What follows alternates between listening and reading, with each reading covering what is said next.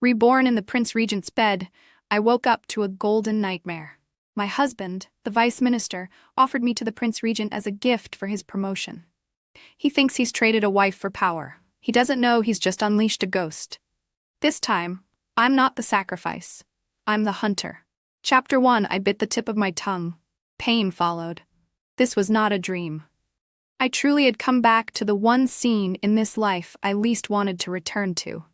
In my previous life, I had begged and struggled, tried to fight him with my life, but I could not resist the drug my conscienceless husband had given me. I clenched my teeth and endured the Prince Regent's violation, was sent back to Wong Manor in a soft sedan chair, and not long after, my husband was promoted. At that time, my heart was dead ashes.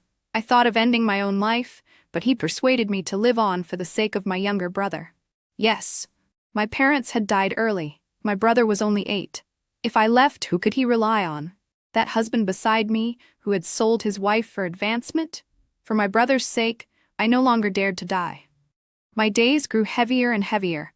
Whenever the Prince Regent summoned me, I would ride the soft sedan chair to the Prince Regent's manor, lie with him, then be sent home again. I thought I would muddle through the rest of my life like this. I never imagined the Prince Regent would suddenly die a violent death, the new emperor would take back power, and the husband I had always seen as a useless coward would suddenly become a favorite, granted marriage to a princess. Holding the imperial decree, he cried pitifully in front of me, saying he was forced by circumstances, begging me not to resent him. I watched him coldly. His eyes were clearly alight with triumph, with not a trace of guilt. Anger surged up. I raised my hand to slap him, but he caught my wrist. "Lottie, I know you're most afraid of pain. Be good today. Let your husband send you on your way." He pinched my jaw and poured a cup of poison down my throat. The world spun. I vaguely heard him say, "Wrap her in straw matting and drag her to the back hill for burial." Creak. The sound of the door opening cut off my thoughts. I looked toward it and saw Prince Regent Henry Liu walking in. His stride was always powerful, each steady step like a boot on my heart. He stopped at the bedside. I jerked my head up to look at him, and my tears slipped free, out of my control. Henry Liu raised his brows in some surprise, but one hand came up to my face, gently wiping away my tears. I never knew my looks were so terrifying they could make Lady Wong cry at first sight. His tone was unexpectedly mild, even teasing, but that did nothing to stop my tears. Instead, I cried harder. I didn't know why I was like this, as if a belly full of grievance had been held back for too long, and the moment I saw this bringer of calamity, I finally couldn't hold it in. Henry wiped my tears for a while, then lost patience. He pinched my chin, bent over me, forced me to meet his eyes, and snapped in a low voice, "No crying." His sudden fierceness stunned me. I stared blankly into his eyes, even forgetting to look away. Seeing I'd gone still, Henry leaned over me, bracing one hand by my side while the other roamed roughly across my face. The calluses in his palm scraped my cheek, edging pain into the touch. "What now? Just thinking of giving yourself to me makes you this heartbroken, Lady Wang?" He was close. So close that, even through our robes, I seemed to feel the heat of his lower abdomen searing my own. This familiar sensation. In my previous life, I had felt it hundreds of times. I even knew that before I could finish a sentence, he would pry my legs apart. I shook my head lightly. "To see you today feels like meeting an old friend." I was so overjoyed I cried, and have made a laughingstock of myself. Henry's hand paused. He shot me a sidelong look, half amused, half not. "You've seen me before? Never before today. Then how am I an old friend?" The drug my husband had given me the first time must have been strong. It hadn't just set my body aflame, made my bones feel as though armies of ants crawled through them. It had clouded my mind as well, made me babble nonsense to Henry. How had I not noticed in my previous life that Henry Liu would worry a trivial remark to death? But since I'd already spun the lie, I had to complete it. Steeling myself, I met his gaze. "When you came in just now, it felt just like an elder brother walking toward me. It made one's heart fill with joy." "Is that so?" Henry nodded slightly, yet leaned still closer. His breath brushed my ear, his tongue flicking my earlobe, while his hand wandered with increasing boldness. "I've no wish to be Lady Li's elder brother," he murmured with a laugh. "How could a brother do such lovely things with you?" What followed happened naturally. I did not struggle like before, did not curse Henry Lou with every vicious word I could muster. On the contrary, with all those memories of our beddings in my past life, a rare look of satisfaction appeared on his face. Lottie? After our passion spent, Henry lay beside me on his side, watching me. What do you want? What did I want? I wanted those who had betrayed me in my past life to be cut into 1,000 pieces. Neither he nor Edward Wang would escape. Only my younger brother was still small. I couldn't act rashly. I lowered my eyes, hiding my thoughts. No matter what I want? Of course. Henry's tone was brimming with smugness. Hearing that, I could only sneer inwardly. He was indeed capable of anything, even brazenly occupying a serving official's wife. In that case, you might as well bestow a concubine on my husband. A beauty in his chambers would make a fine tale. The smile vanished from Henry's face. He gripped my wrist so hard he seemed intent on crushing it. So you remember only him. One concubine isn't enough, is it? Why not a double promotion and countless gold to boot? That's what you really want, isn't it? He must be mad. I glanced down at my nearly broken wrist and blinked. Tears immediately slid down. I knew this trick worked well on Henry. In my previous life, whenever I angered him, if I cried hard enough, he would let the matter drop. Sure enough, Henry released my hand and swung the leg off the bed, about to get up. I grabbed him in haste. What a joke. My play act wasn't over. How could I let him leave now? Let go. You are truly heartless. I pressed myself to his back. This was probably the first time in 2 lives that I had taken the initiative to get this close to him. I don't want my husband promoted or made rich. Asking you to grant him a concubine is only because Lottie now belongs to you. He can only let someone else attend him. Henry's body went rigid. He turned, scrutinizing me over and over, even rubbing my face hard with his hand, as if he meant to rub off a layer of skin. At last he gave up and nodded. Very well. He dressed and left. Soon, a group of maids filed in. They helped me wash and dress, then lined up before me, waiting for me to choose. I picked out the prettiest one at a glance. In my previous life, she had always followed Henry, yet here she was among these maids. I thought for a moment and decided to take her back to Wong Manor. When the soft sedan stopped outside Wong Manor, it was Edward Wong who came to receive me in person. Before he could say a word, his tears were already streaming. Madam, it's because your husband is useless that you've suffered so. Whatever are you saying, husband? I feigned ignorance, then called the maid from Prince Regent's manor forward.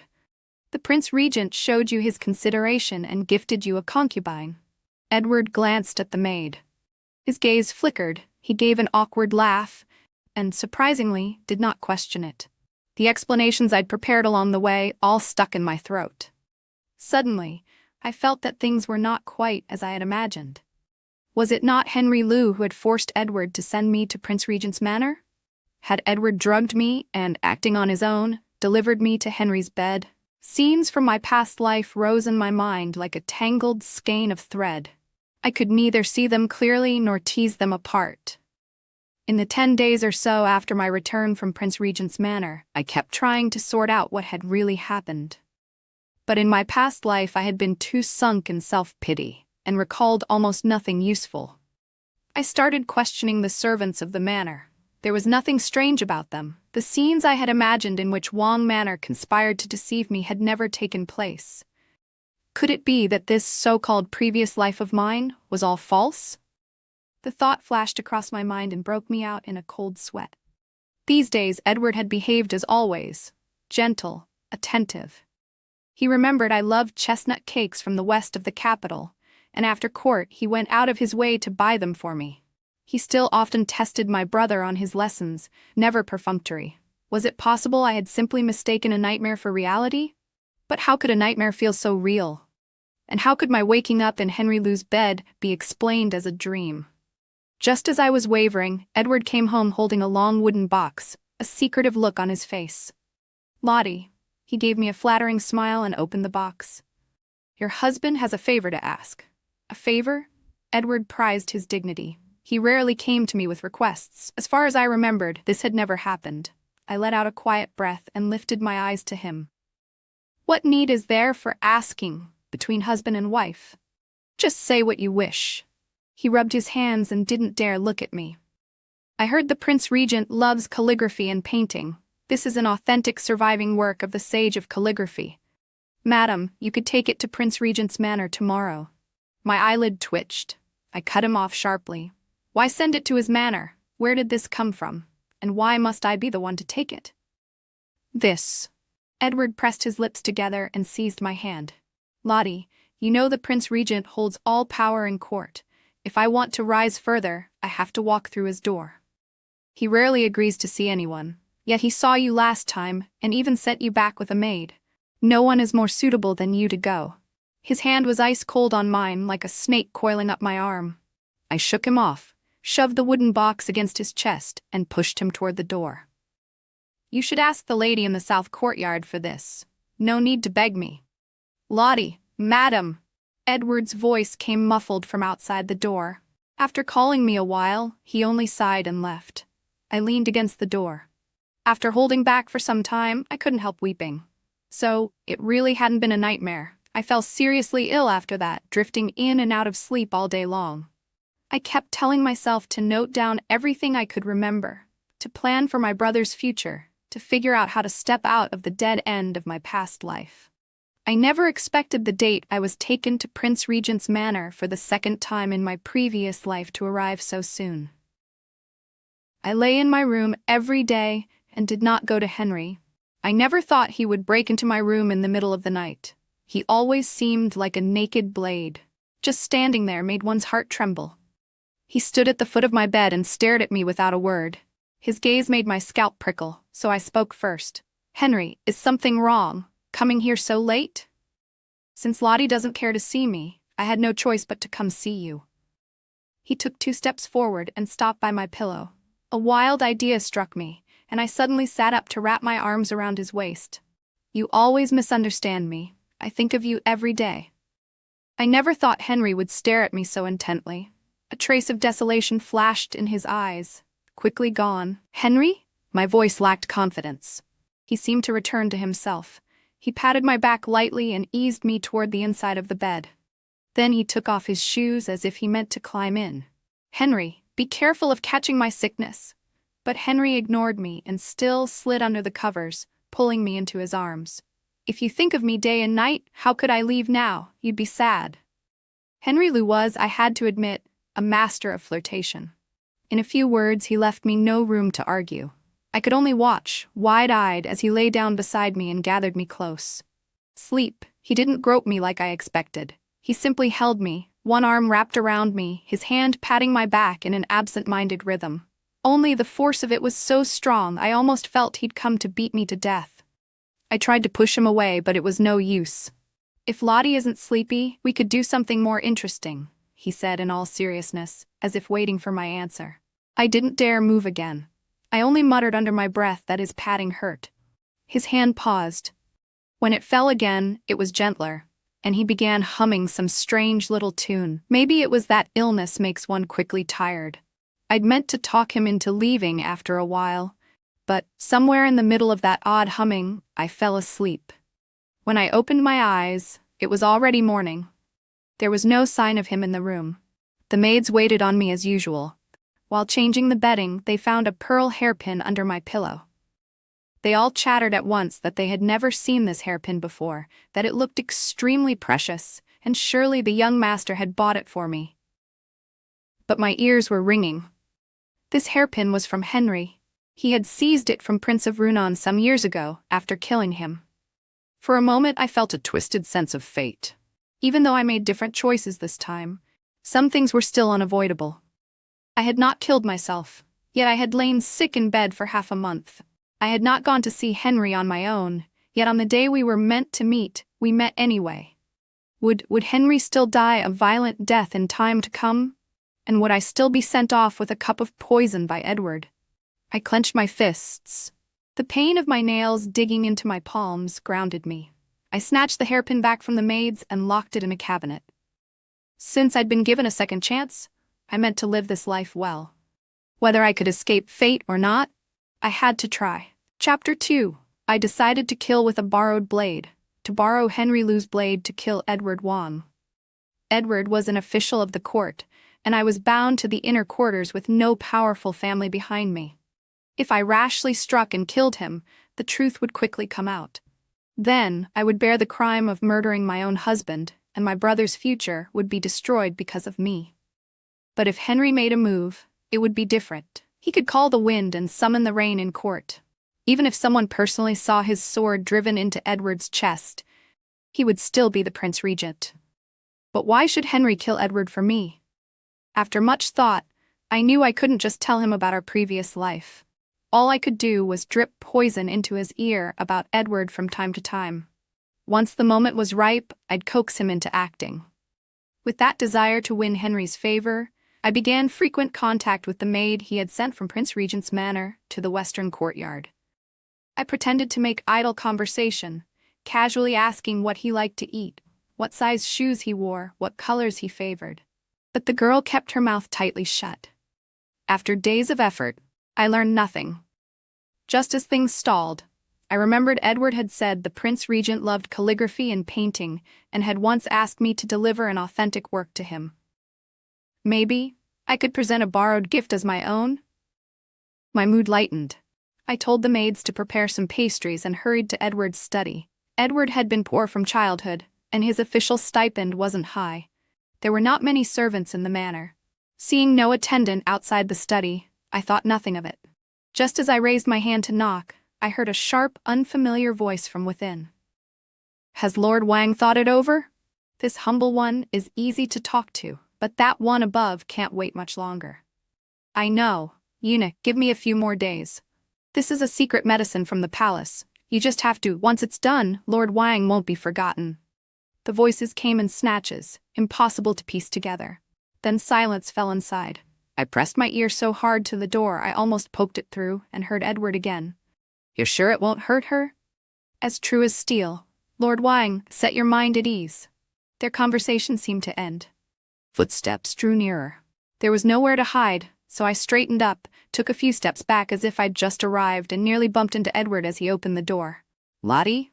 His brows knit. He stuffed a small porcelain vial up his sleeve, then strode out to block me behind him, turning toward the room. "My wife is ignorant. I hope she has not troubled you, eunuch." "It's nothing. Lord Wang is too polite." The eunuch's gaze lingered on me briefly before Edward led him toward the gate. With the study empty, it was the perfect time to hunt down that painting box. I forced down my misgivings and searched for a long time, but didn't see even a corner of a scroll. What was going on? Had he sold what he'd bought? "Lottie, what are you doing?" Edward's voice exploded beside my ear. My heart skipped a beat. I quickly took the pastries out of the food box and looked at him evenly.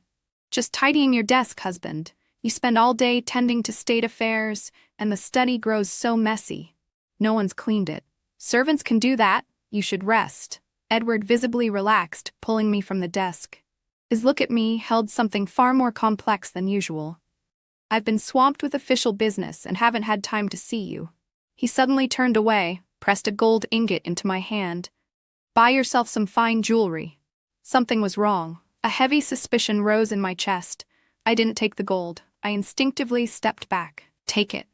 What's there to fuss over between husband and wife?"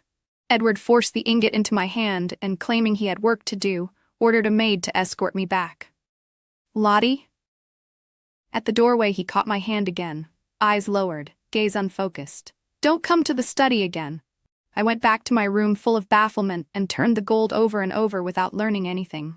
Instead, that eunuch from the study loomed large in my mind. In my memories of the previous life, Edward had become the new emperor's favorite in the wake of Henry Lou's sudden death. That couldn't be without cause. I felt I had seized on something, but before I could examine it, there was a soft sound at the window. In the blink of an eye, Henry Lou strode in and sat down opposite me. I started in surprise, then felt almost glad. In my previous life, our third meeting had not been today. "Why have you come so suddenly?" I poured him tea with a smile, searching for sweet words to win his favor. Before I could speak, he pulled me into his lap. His arm locked around my waist, his mouth came down on mine. I kept reminding myself to use him, not quarrel with him. Only when pain stung the corner of my lips did I push at his chest. Henry let me go, then drew me back into his arms and chuckled twice low. "I hear you wanted to see me, and have been asking Iris after my likes. Lottie, are you fond of me?"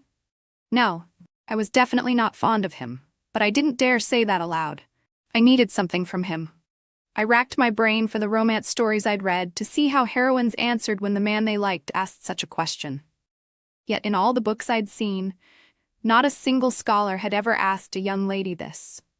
Henry grew impatient with my silence. He snorted, clearly displeased.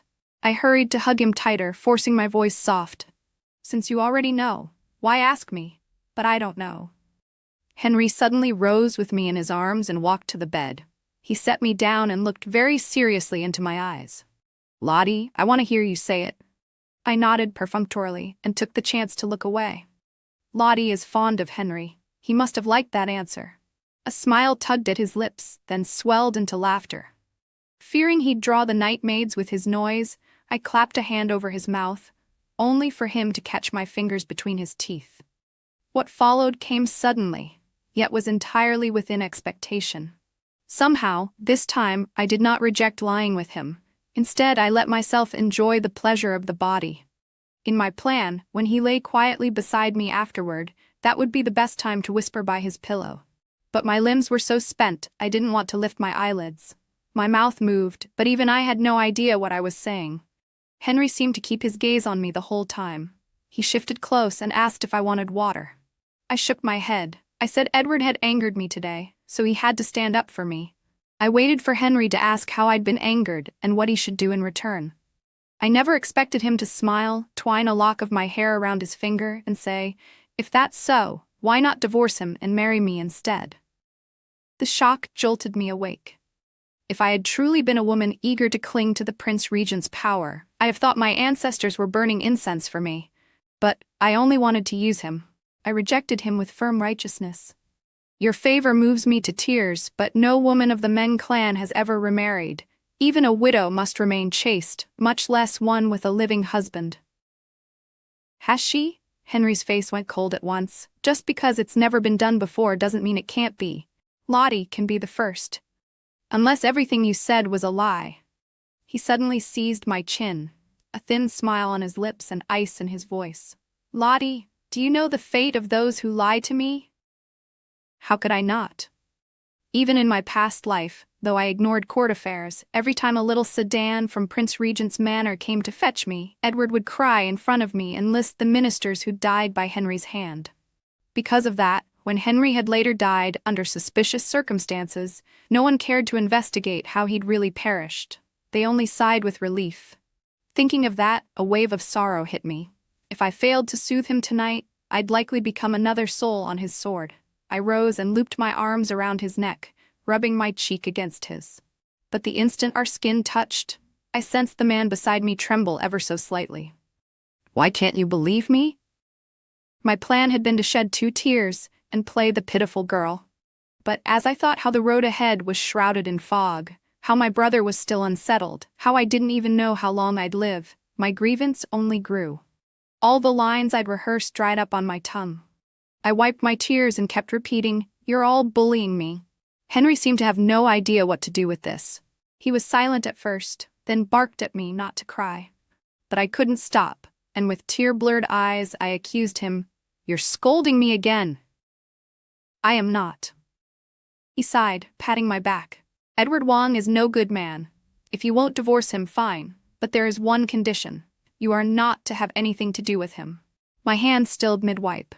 Peeking through my fingers, I saw he didn't seem to be joking. So the all-powerful Prince Regent was this easy to placate? "Rest easy, Henry. Ever since I met you, no man in this world can catch my eye.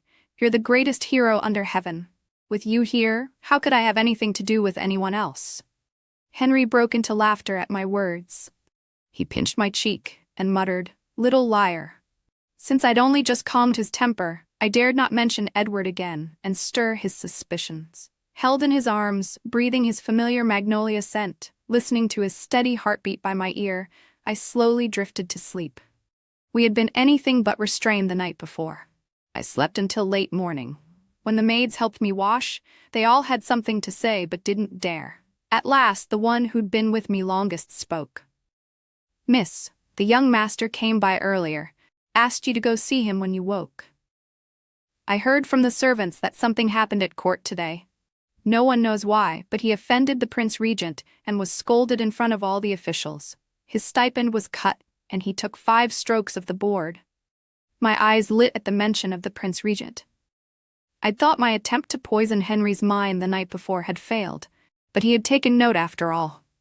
Edward valued his face above all. To be humiliated like that before the full court, he must be half ready to hang himself. I hurried to have the maids escort me to his courtyard. Just thinking of Henry made me want to laugh. Perhaps currying favor with the Prince Regent wasn't such a bad thing after all. I went to see Edward as if going to watch a show. Sitting by his bed, I watched his bloodless face and silently moving lips, and suddenly remembered the past. Things had been just like this then too, only I had been the one on the bed. He had stood over me in lofty fashion. He was riding high in the bureaucracy and every inch pleased with himself. His eyes had held pity as he'd said, "Lottie, bear with it a little longer, will you?" A surge of fury rose. I pressed my hand ruthlessly against his bleeding wounds, finally silencing his non-stop complaints. He cried out in pain, "Madam, what are you doing? Don't you know how badly I'm hurt? Husband." I drew my hand back and dabbed at the sweat on his brow with a handkerchief, just as I had done so many times before. "Bear with it a little longer." "I can't bear it anymore." Tears spilled down Edward's face. He clutched my hand. "The Prince Regent holds the reins of power. All court is in turmoil. He's taken a dislike to me, humiliates me again and again. Now he's had me beaten in front of everyone. Lottie, you have to help me." I slipped my hand from his. "I can't." "Yes, you can." He sounded so certain that for a moment I felt he knew something. "If you're so sure I can help, then you should tell me everything," I said. "Hide things, and you're the one who'll keep suffering. 5 strokes today, who knows if it'll be 50 tomorrow." Indecision flickered in his eyes. I thought of the eunuch in his study that day. Now the palace was involved as well. It was impossible he'd spell everything out for me. So I compromised. "We are one flesh, husband and wife. Even if you have your reasons, at least tell me how it is I could help you plead with the Prince Regent. They say he's moody. What if he kills me in a fit of anger?" "He won't." Edward hesitated, then ordered me to fetch a small box from a hidden compartment in the room. Inside lay a jade pendant. I couldn't even remember where I'd picked it up. It had looked valuable, so I'd kept it. Later, when we married and exchanged tokens, I'd given it to Edward. I looked at him in confusion. He mulled it over, then told me a story about the Prince Regent. In his youth, Henry hadn't been favored at home.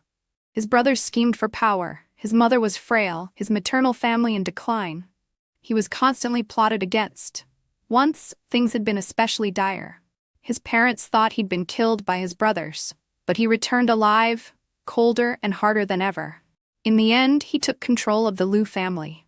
Later, people tried to propose matches for him, but he chased them all out. He said he already had a fiancée and had given her the Liu family's heirloom jade pendant. I lowered my head to study the plain little piece in my hand. Edward went on, "It's that one." The jade pendant was indeed the one I'd given Edward, and I, indeed, had never met Henry Liu. After my parents died, I took my brother to live with my uncle and aunt.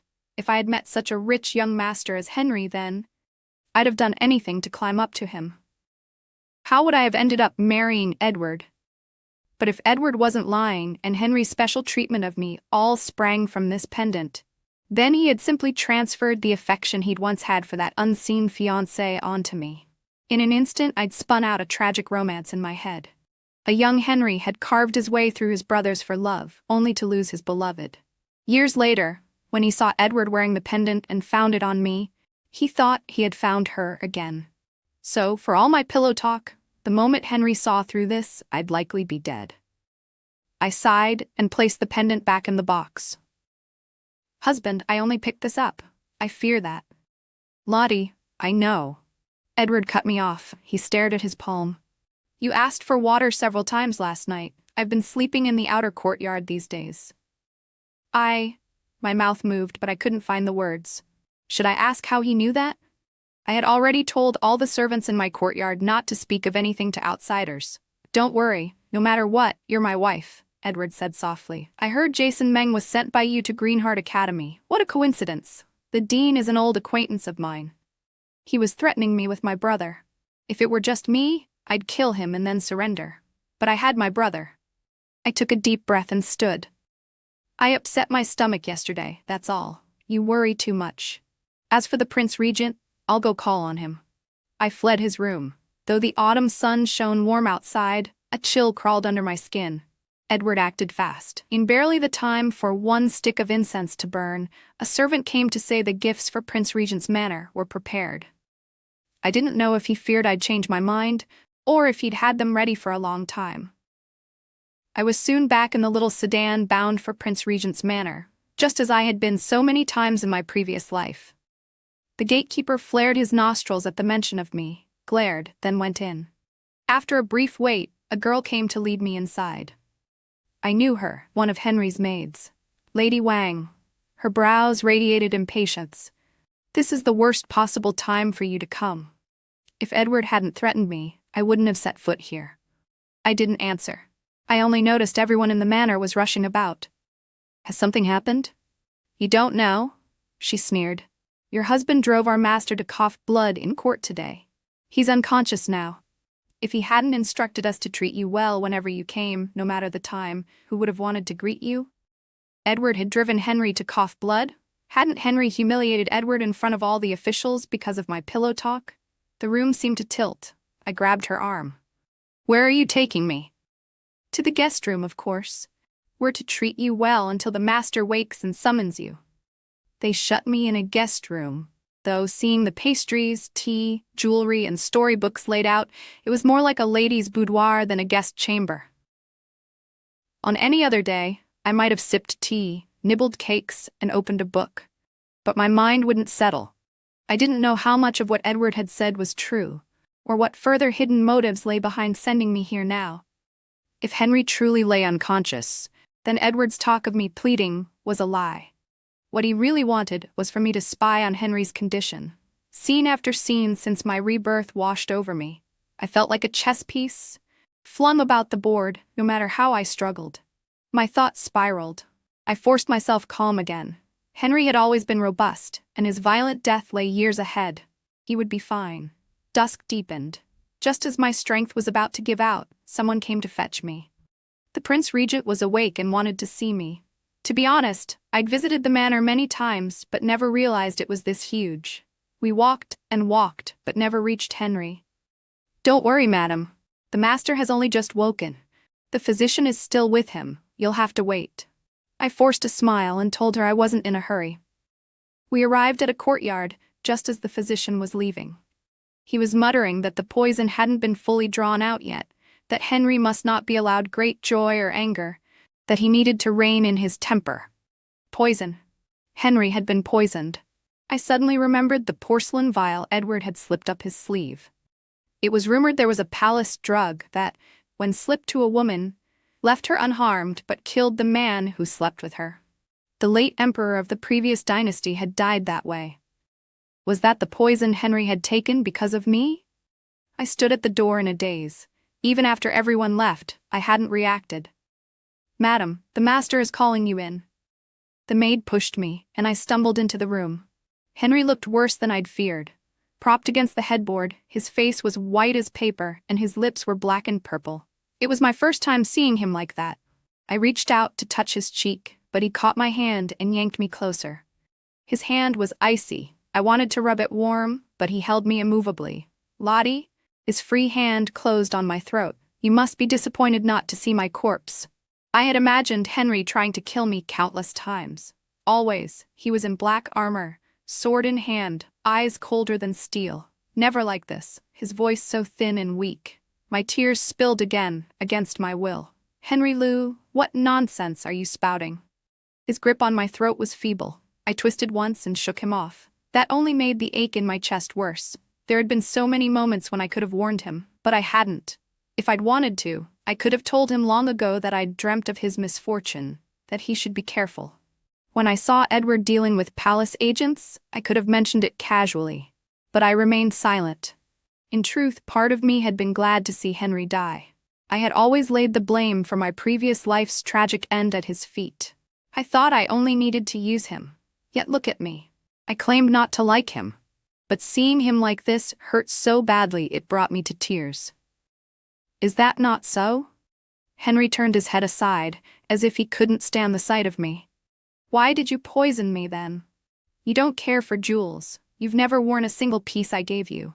You don't ask for promotions or gold for Edward. A bitter smile twisted his lips. You wanted military power instead. No wonder you didn't need to beg. What did that little brat promise you to make you so obedient? I wasn't obeying anyone. Edward used me to deliver the poison. I rushed to explain, but Henry suddenly spewed a mouthful of blood. I floundered, propping him up, trying to wipe his lips, but the maids were already crowding in. Someone ran to fetch the doctor. I stood by the table like an outsider and watched the panic swirl around me, unable to do a thing.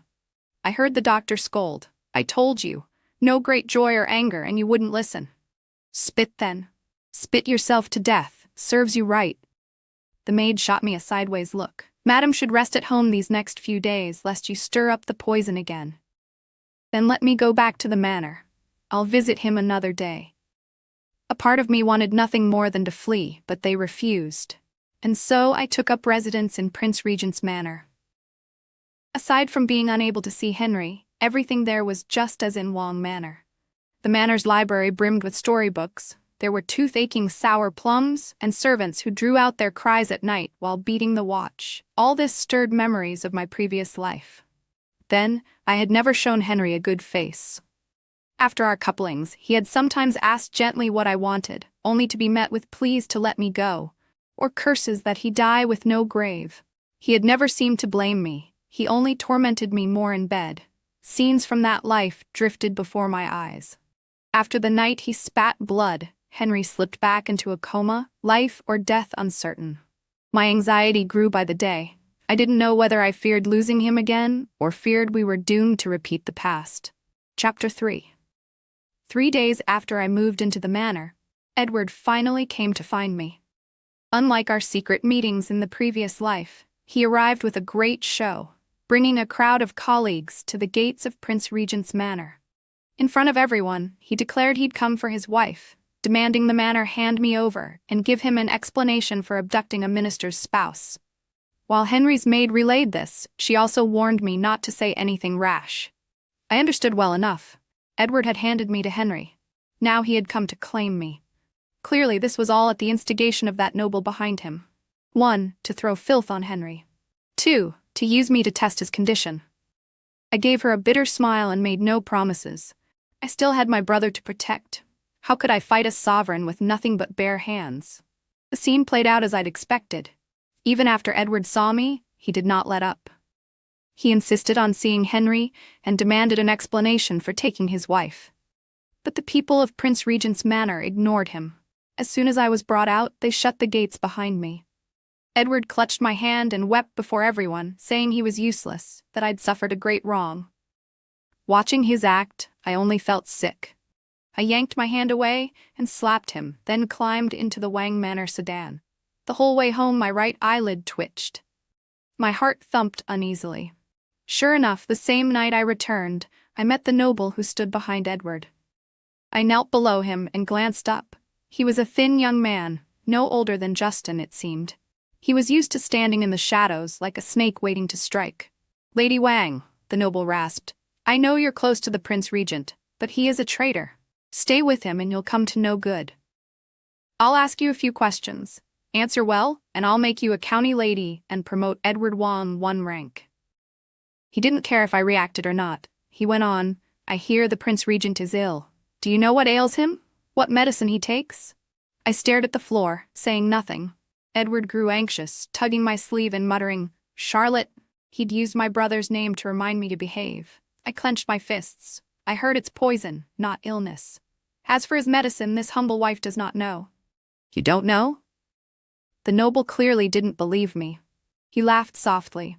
"Lady Wang, think carefully before you speak." "It's the truth." I kept my forehead to the floor. "I've been shut in the guest room these days." "Enough." He cut me off. "In that case, you will enter the palace and copy sutras for the Empress Dowager for a few days." He swept out. Edward trotted after, babbling something I couldn't hear. That same night, I was sent to the palace under the pretext of copying Buddhist scriptures. But I never saw the Empress Dowager, nor the famed noble consort, one of the capital's two great beauties, nor the Empress 6 years older than the Emperor. They locked me in a palace hall whose name I didn't know. The only soul I saw daily was a mute cleaning maid. There were no storybooks, no sour plum cakes, not even anyone to talk to. I began to miss Prince Regent's manner more and more. I wondered how Henry was. In the previous life, before his violent death, our last conversation had been about the frontier. He asked if I wanted to take Justin there. He said the scenery was good, the people open, the moon round and the stars bright. The girls were not as shy as those in the capital. They threw back their heads and laughed loud. He'd even imitated them. I'd only shot him a look, thinking he meant no good. I'd said I was born a Wang and would die a Wang, that I would never leave my husband. He had smiled bitterly and said no more. Looking back, he must already have known he was poisoned and was planning a way out for me. My eyes grew hot again. I didn't know why I kept thinking of the past life these days, of all the little details I had ignored, those ploys I'd thought were schemes, that turned out to be nothing of the sort. I drifted through those days in a daze. One day, a line of palace maids came. They painted my brows, dressed my hair, put me in gorgeous palace robes, and led me into a room I didn't recognize. The Emperor asked to see me, so I've come. Now where is the person I want? Outside, it was Henry Liu speaking. I knew his voice at once. I paced the room, trying to peep out but couldn't see anything. "Don't be hasty, Henry," came the Emperor's hoarse reply. "Let the servants take your sword first." My heart climbed into my throat. I pressed myself to the wall so I wouldn't miss a sound. After rustling and clinking, the Emperor spoke again. "I never thought the Prince Regent would be such a passionate man, just a woman, and you'd shrug off even your soft armor for her. Where is she? Look at you. You, who always endure anything, can't endure this short wait. Edward Wang, bring Lady Wang out." My heart squeezed tight. The door opened and Edward dragged me into the hall. The view expanded at once. I searched for Henry. His color was better, but he looked thinner than ever. "Lady Wang, go and let the Prince Regent see you're perfectly intact." I stood in the center of the hall, afraid to move. If I moved, would Henry die under the new Emperor's ambush? I hated myself then. All those things I could have figured out, I hadn't bothered to think through, telling myself they had nothing to do with me. I hated the new Emperor too. He had 1,000 open, righteous means to achieve his ends, yet chose to twist human hearts instead. I kept my fists clenched at my sides and didn't move. Henry did. He pushed himself to his feet and slowly came toward me. Compared with the bold stride of the day I'd awoken in his bed, he seemed like a different man. "Why are you crying? You look plumper." The Emperor didn't lie to me after all. He raised a hand to wipe my tears, but it stopped midair. I forced my eyes wide, trying to see his face clearly, but somehow I couldn't. "Don't cry, your husband's watching from behind you," he whispered, pressing something into my palm. "That little brat told you to stab me with this hairpin, didn't he? There's likely instant death poison on it." His hand closed over mine and pushed it toward his chest. "Kill me. The brat won't shortchange you then. Think of it as me repaying what I owe." My hand shook so violently I could barely hold the pin. I wanted to shout no, but no sound came. Warmth spread slick under my fingers. I looked down. Red. A bright, spreading red. The world spun. As Henry toppled into me, I fainted too. When I woke again, I saw the same bed curtains trimmed with gold thread. Magnolia scented the air. The treasure shelves around me glittered with heirlooms. The maids filed in when they saw I was awake. My mind spun, past and present blurring. "What day is it?" I asked. "What month?" "The 12th day of the 10th month, madam." My heart lurched. I knew this date well. It was the day news of Henry's violent death had spread. I shoved the nearest maid aside and bolted outside barefoot. In the distance, bells tolled. 1, 2, all the way to 27. National mourning. It felt as though my heart were plunging into an icy lake. The sticky warmth at my fingers that day would not leave me. Were those funeral bells tolling for him? Footsteps pounded behind me. I turned to see a maid hurrying after me with a cloak. I grabbed her arm. "Has there been news? Which noble has died?" "Don't be afraid, madam. It was the emperor who passed.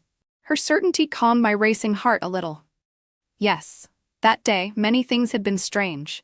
My sudden loss of voice, my sudden fainting. Now that I lay safe here, did that not mean Henry still lived? Do you know where the Prince Regent is? I want to see him. The maid shook her head. Ever since the mute girl brought you back that day, no one else has returned. We don't know where the master is. Mute girl? I pictured the cleaning maid in the palace. She'd been Henry's person. I called her in, but she knew nothing more. She was just following instructions Henry had given long ago. Seeing my distress, our brightest maid stepped forward. She said the late emperor was gone, the new emperor had ascended, and the palace must be in turmoil. Once things settled, Henry would surely return. Since the outside was unsafe, if I wanted to see him, I should just wait in the manor. I took their advice and waited 3 days. Aside from the fact that no one could tell me where Henry was, everything was as before. They kept saying, "Wait a bit longer, madam. The palace is busy." I waited until the steward brought my brother home. Because of the new emperor's accession, he'd given all students 3 months' leave. Justin had grown taller. He handed me a letter of introduction from the steward. I opened it. In the familiar hand, Henry was recommending my brother to study under the great scholar in Egret Hollow. It was such an incredible honor I'd never even dared dream of it. Yet I felt no joy at all. My nose stung instead. I thought, Henry must really be gone. Otherwise, why not give this to me himself? I took the letter to the steward and pressed him for Henry's whereabouts. The old fox said nothing. He only gave me a small chest. "This is for you, madam. The master said it's all yours to deal with as you please." Inside were deeds to houses and land and contracts of people. I rifled through them and found at the very bottom a stack of letters. "If I don't accept them," I asked, "then I will see to them for you." "What if I take everything and give it to Edward Wang?" I tried to provoke him, but he remained unmoved. "You won't be able to, madam. Lord Wan has been arrested and thrown in the dungeon for corruption and the murder of loyal servants. He keeps crying to see you." I thought a moment and decided to go. After all, Edward was the only living witness to that day. I had never imagined Edward would fall so low. He sat in a damp, dark cell on filthy straw, his body covered in bruises and cuts. When he saw me, he reached out as if to grab my robe, a strange gleam in his eyes. "Lottie, you came. I knew you wouldn't abandon me." He was almost frantic.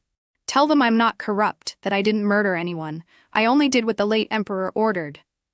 I took a step back and looked at him as I would a ridiculous old rat.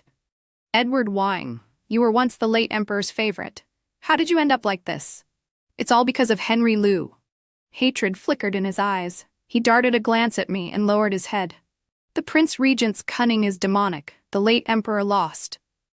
"Lottie, you must beg him for me. I was only following orders. I never meant to harm him." He began babbling. "You can't leave me like this. I did it all for you." "For me?" I couldn't help laughing. He showed not a flicker of shame. "Without this, how could I have bought a 3-courtyard house, hired more maids, or paid for better teachers for Jason Meng? I did it all for you. I never asked for any of that." Hearing him tell me to plead with Henry made something click. The servants of the manor hadn't lied. Henry was alive. My mind flew from the dungeon. I turned to leave. "Lottie, you mean to abandon me?" Edward cried. "This is your retribution," I said, and walked away. I rushed back to Prince Regent's manor and used Edward's words against the steward. He sighed. "Since you have learned this much, there's no point in hiding it. If you wish to see the master, come with me." He led me to the remotest courtyard in the manor, where Henry lay on a bed, gaunt and hollow-cheeked. I reached for him, but someone snapped at me. "Don't touch him. You'll only make the poison spread faster." It was the doctor from before, Mr. Su. He shooed me away with a smile that didn't reach his eyes. "I thought he was struck by some stunning beauty, but you're just willowy and plain, yet he's risked his life for you again and again. Old poison not cleared, new poison added. He's bent on dying." "Doctor, when will he wake?" I asked. "Wake?" Su rolled his eyes. "You'd best prepare for the funeral." He stalked out, unwilling to say more. I stayed by the bed and watched Henry. He was Henry Liu, the Prince Regent everyone feared. He'd already survived the bloody fate of my previous life. How could he die so easily now? I began visiting daily, talking to him. When I ran out of things to say, I read aloud from the books in his study. Then I remembered the letters he'd left me at the bottom of the chest. They were all written to me but never sent. I sat by his bed, opening them one by one, reading his cautious words, his stubborn pride. So he had remembered a chance encounter and a few tales of silver for so many years. So even a rootless, useless orphan like me was worth his constant thought. I broke down and cried at his bedside. If I'd read these in my previous life, would this one have turned out different? From then on, I read to him and asked about his past. Autumn turned to spring. Dead branches sprouted green. The capital changed. The manor did too. The new emperor was the late emperor's cousin, son of the great general who held the frontier. Cold and sharp, he'd purged the court the moment he took the throne. Yet he hadn't touched even the plaque on the Prince Regent's gate. Inside the manor, New Year's Eve preparations made the place lively. I noticed strange things. One day at Henry's bedside, I murmured that I craved 8 treasured duck. The next morning, the cook brought it right to me. I remarked that the new headpieces at 8 Treasures Pavilion looked nice, and by afternoon the steward was offering them for my selection. As I watched Henry's color grow rosier under Mr. Sue's care, a bold idea took root. I forbade the maids to clean the sick room and left a hair on the headboard. The next day, it was gone. Joy flooded me. I waited for Henry to rise healthy before me, but he stayed motionless on the bed. I almost doubted myself. Finally, I took my courage in both hands. Using Justin's departure for school as my excuse, I told Henry, "I'm going with my brother to his academy. I won't be able to read to you anymore. I wanted us to live like you wrote in your letters, but I suppose we can't." Then I stared at his face, afraid of missing the slightest twitch. He suddenly hooked his pinky around mine and opened his eyes. Stars shone there. "Lottie, a pinky swear can't be broken." Broken? What was left to break? The world may be a game board and I a piece upon it, but someone had gone to endless pains to pluck me off that board and place me gently in his palm. Extra. Henry Lou's story. Henry Lou had known from an early age that all his brothers wanted him dead. His mother fretted herself sick and prayed constantly, asking nothing more than that he grow up safe. He thought the same, that being a wealthy idle son would be fine. But his brothers would not leave him be. He could recount every wound, how it was given. Later, he stopped trying. The new scars covered the old. His father never spoke for him. If someone bullied him, the best answer was to hit back, so their tricks only grew more vicious. They drove him from home. He begged on the streets, played wandering swordsman, even posed as a fortune-teller. On a day of endless drizzle, with his money spent to the last coin, a little girl came to his stall, leading a child younger than herself. She put down a small tael of silver and asked 3 questions. "What kind of future will my brother have?" "Splendid." She'd blinked, as if not expecting that. Then, "And my marriage? Who will I marry?" He'd looked at her in surprise, so young and already worrying about that. He'd faked a serious look, studied her face, made her write a character, then said loftily, "Splendid." She'd cocked a brow and reached to take back the silver, but he snatched it first. He'd grinned. "A man doesn't return money once it's given.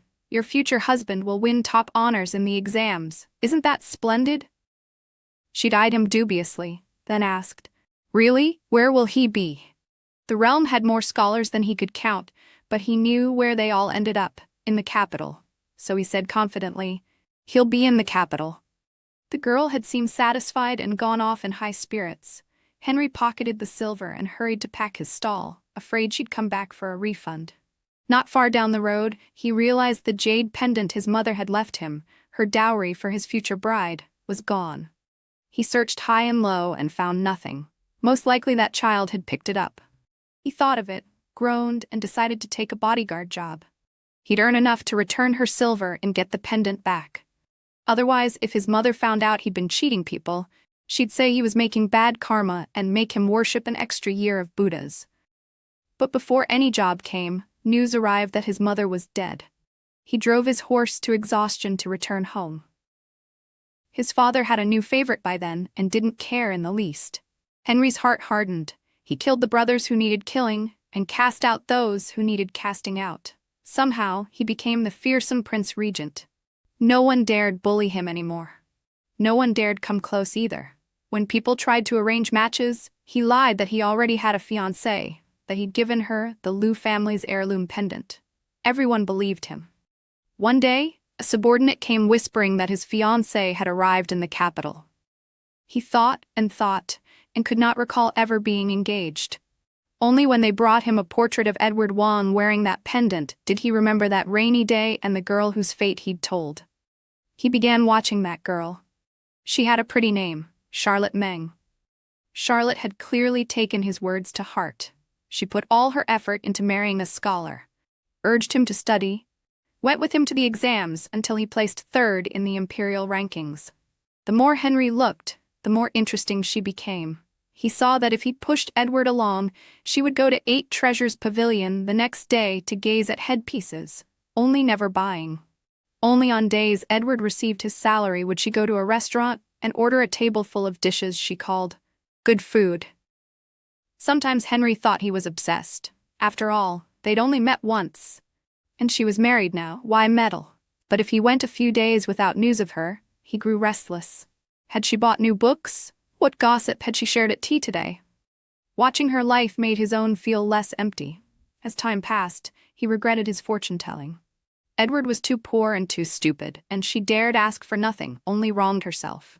If he had said that day she'd marry a rich landlord with fields and houses, wouldn't she be living better now? In silence, he began helping Edward's career, so Charlotte would live more comfortably. He never expected to draw the little emperor's eye. The boy took Henry's lie for truth, and somehow persuaded Edward to send Charlotte to Henry's bed. The foolish girl was drugged, cheeks flushed crimson, bursting into tears at the sight of him. He teased her through her tears and eased her poison with their lovemaking. In his heart, a fierce happiness bloomed. Having her in his arms was far sweeter than watching from afar. Looking at her face, he wanted to give her all the jewels in the capital. But all she asked for was a maid. Of course, she'd thought of smoothing Edward's path. It reminded him she belonged on someone else's household register. He was angry, but still did as she wanted. He couldn't say whether that maid had helped Edward more or him. Through her, he got news of Charlotte more easily. He knew when she fell ill, and he knew when she began dreaming of a previous life. The maid bribed her way into Charlotte's courtyard and copied out the little book Charlotte kept, then delivered it to him. When he finished reading, Henry found it absurd and chilling. Absurd, because everything in the book was something he was indeed capable of doing. If Charlotte had killed herself under the little emperor's nose, he would indeed have fetched her back. If she refused to see him, he would at least look in on her from time to time. Chilling, because with that past life between them, no matter what he did, Charlotte would never accept him. His mind weighted with it. He wanted to see her at once. But there were bandits in the suburbs, and he had to stamp them out first. When he finally rushed to her side, he left her a hairpin he'd kept for years, thinking of how pretty it would look on her. He never saw her wear it. She held a grudge, and the little emperor and Edward kept pressing, with fires on every side. Henry heard from his maid that Charlotte was asking about him. His joy was beyond words. He rushed to her and heard her mouthing things she did not believe. It stung. He wanted the real Charlotte, not this.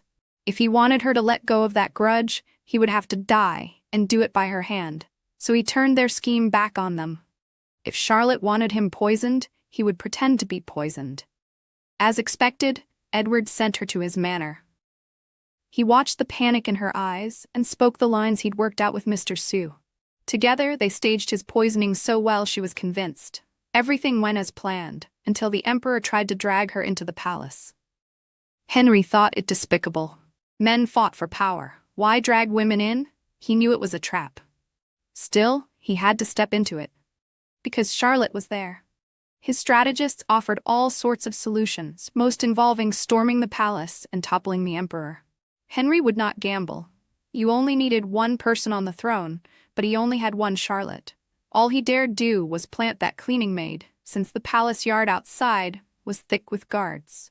Just then, Prince of Western Pass approached with an offer of alliance. His terms were simple. His son would be the new emperor, and Henry could remain Prince Regent. Not a bad deal.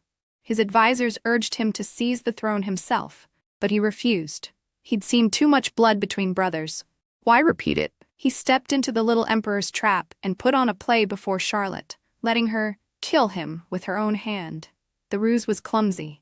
Afraid she'd see through it, he slipped her a drug to make sure the scene went smoothly. Once she was safe, the rest was easy.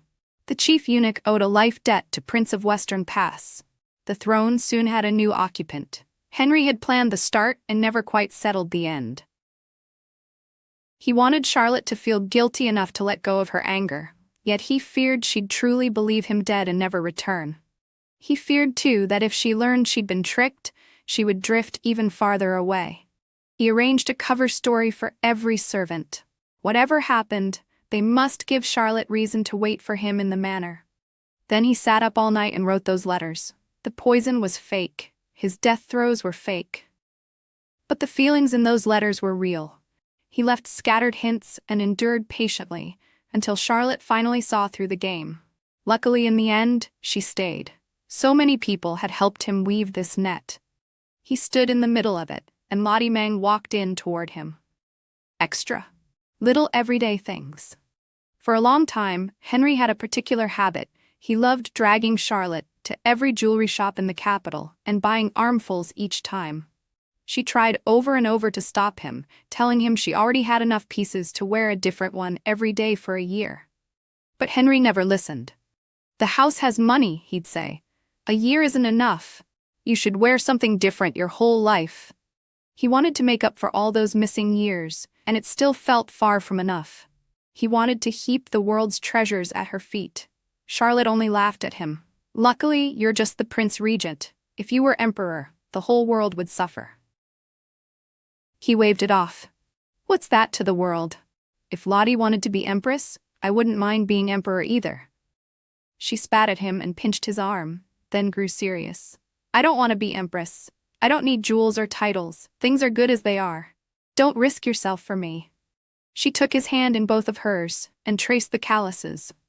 "If you're safe, and my brother's safe, that's enough." Orphaned so young, she had learned to be painfully careful, convinced that if she asked for little, her wishes might be granted. She floated off into thought, and Henry flicked her lightly on the forehead. "Such lies. You're not so easy to satisfy. Wasn't it you who was crying last night that I was too rough and not rough enough at the same time?" It took her a moment to catch his meaning. Her face flushed crimson. They were having a serious talk, and he'd veered off again. Mortified, she tried to run from the room, but he caught her around the waist. "Lottie, everything you want will come true," he said, and silently added, "So dare to want more." When it came to stories of past lives and reincarnation, Henry never let them near Charlotte. Even tales of ghosts returning to claim their bodies made him uneasy. For no reason but guilt. He didn't want her reminded of their previous life. He didn't want her to think of such unhappy things. But Jason Meng had a loose tongue and spilled everything. The boy had been studying under that great scholar at Egret Hollow for years. Whenever he came home, he liked to share amusing tales, just to see Charlotte laugh. And right in front of everyone, he told the story of a farm girl who returned in another's body to find her husband. At once, Charlotte's face changed. Henry made an excuse, dragged Jason away, and when he came back, Charlotte was still sitting in the courtyard. "Tell me, Henry," she said, "do you think people really have past and present lives? Reincarnation?"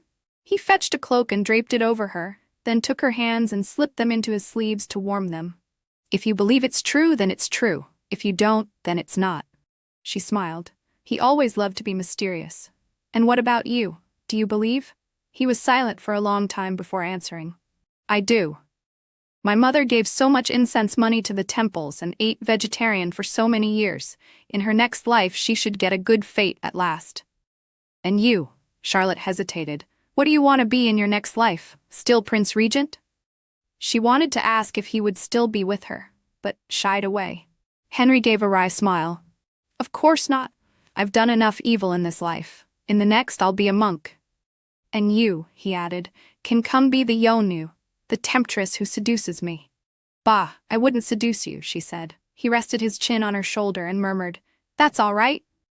If you don't come to me, I'll just watch you from afar. I'll pray for you, wish you peace and joy, wish you a good husband and a house full of children.